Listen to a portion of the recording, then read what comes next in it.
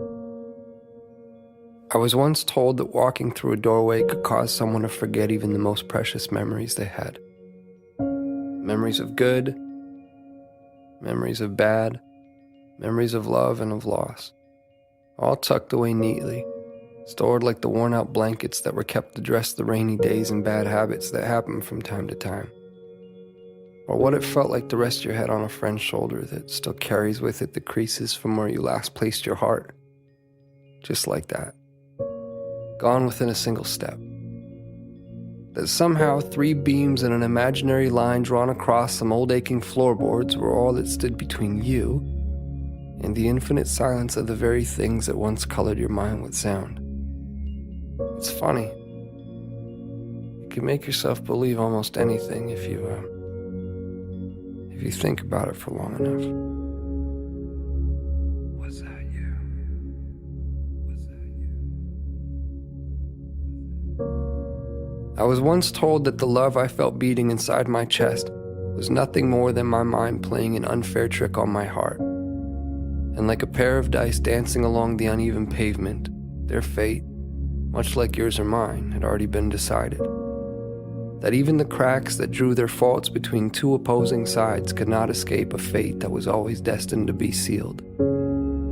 To think that someone could actually believe that the swelling tides of my heart were no more than an anxious highway of ins and outs anchoring my imagination to the castles I've been building in the sky.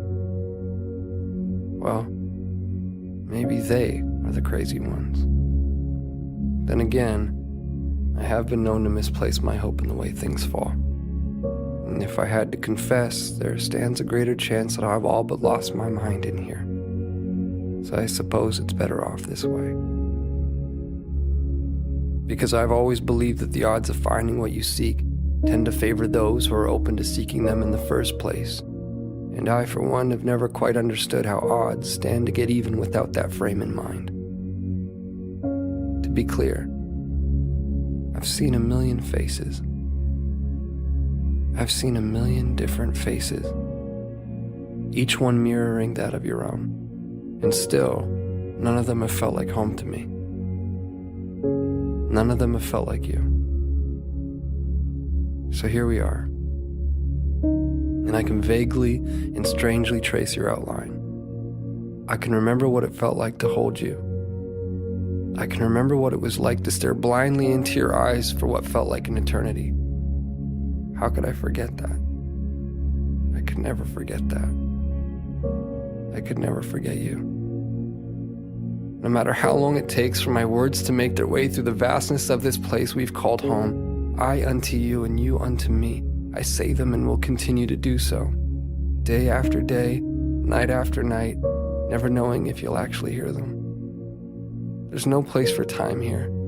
Just overlapping moments where I thought I'd found you, where I thought I heard the sound of your breath, where I felt your heart as it waited patiently for mine, retracing the steps that we left in the life before last, before our eyes closed, before the great divide, before a doorway stood between you and me.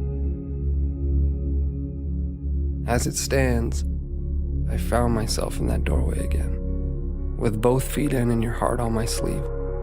But I can't bring myself to walk through this time. Not yet, at least. Not until I take one last look and see that it was you. That it was always you. Our hearts strewn across those old fragile floorboards.